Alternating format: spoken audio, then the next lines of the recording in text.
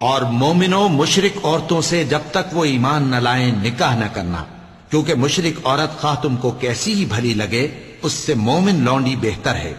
اور اسی طرح مشرک مرد جب تک ایمان نہ لائیں مومن عورتوں کو ان کی زوجیت میں نہ دینا، کیونکہ مشرک مرد سے خواہ وہ تم کو کیسا ہی بھلا لگے مومن غلام بہتر ہے۔ یہ مشرک لوگوں کو دوزخ کی طرف بلاتے ہیں، اور اللہ اپنی مہربانی سے بہشت اور بخشش کی طرف بلاتا ہے، اور اپنے حکم لوگوں سے کھول کھول کر بیان کرتا ہے تاکہ نصیحت حاصل کریں۔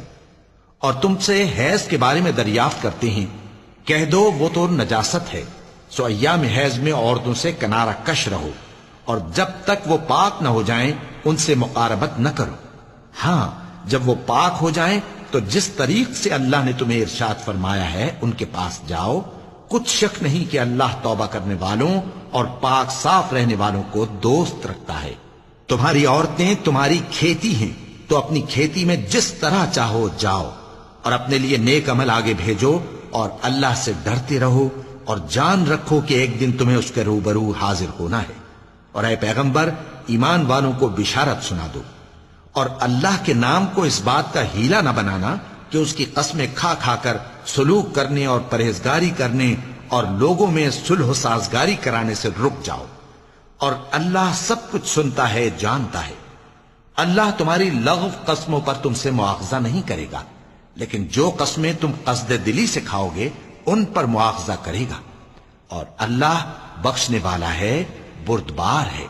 جو لوگ اپنی عورتوں کے پاس جانے کی قسم کھا لیں ان کو 4 مہینے تک انتظار کرنا چاہیے۔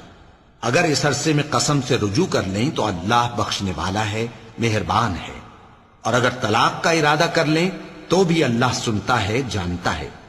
اور طلاق والی عورتیں 3 حیض تک اپنے تئیں روکے رہیں،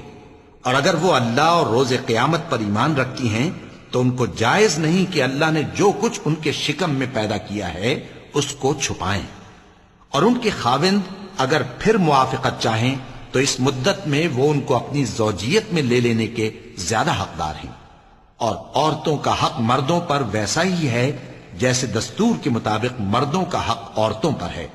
البتہ مردوں کو عورتوں پر 1 درجہ فضیلت ہے، اور اللہ غالب ہے، صاحب حکمت ہے۔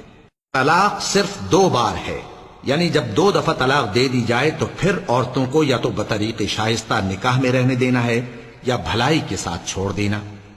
اور یہ جائز نہیں کہ جو مہر تم ان کو دے چکے ہو اس میں سے کچھ واپس لے لو۔